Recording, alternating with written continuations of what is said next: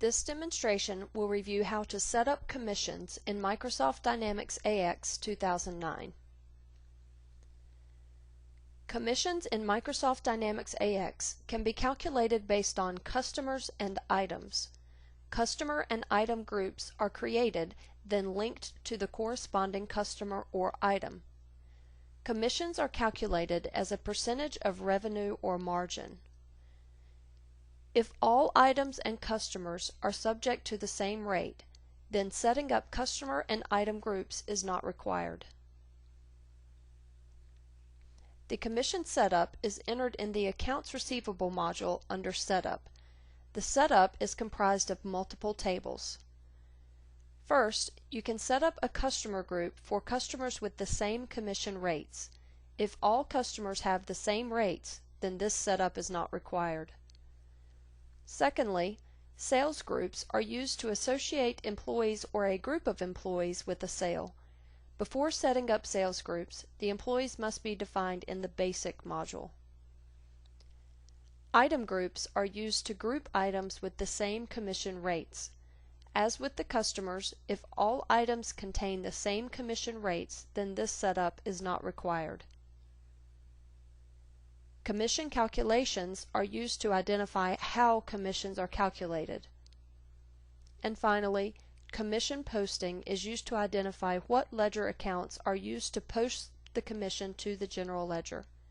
We will now walk through details of each of these forms.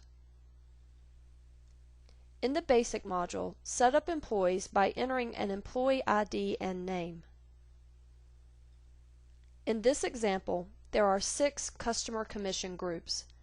These customer commission groups are determined based on the type of customer, such as retail or wholesale.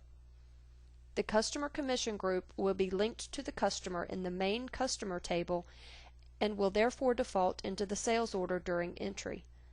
If all customers are subject to the same commission, then customer commission groups do not need to be set up.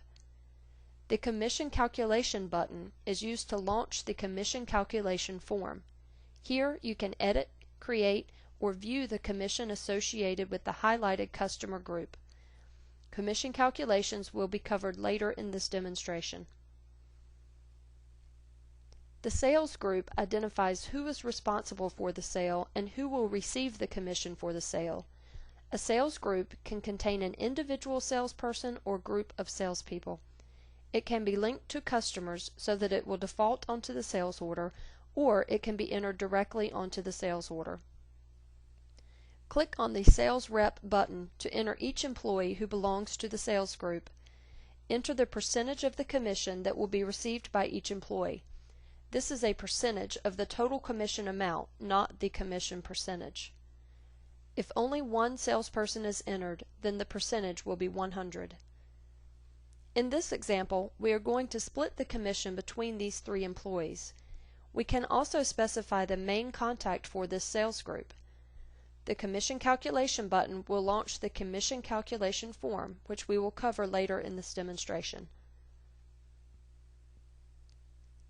Item groups are used to group inventory items that have the same commission rate.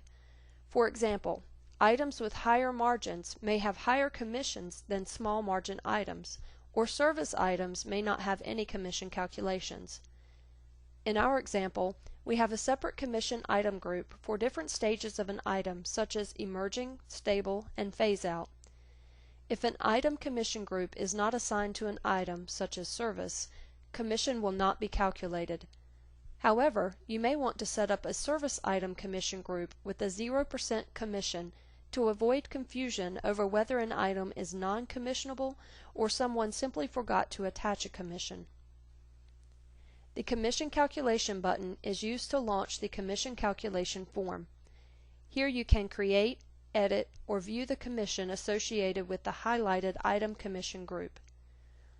The Overview tab of the Commission Calculation form is where you assign commission rates based on item, customer, and sales groups that have been created.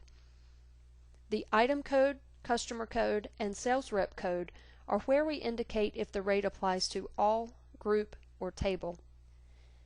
If all is selected, there is no need to enter anything in the corresponding relation field. If Group is selected, then the applicable group will be entered in the corresponding field. If Table is selected, then an individual item or customer can be entered. Note that Table is not applicable for the sales rep code. In the highlighted example, all employees in the sales rep group will receive 3% commission on items in the Stable Item group that are sold to customers in the Entertainment Major Account Customer group.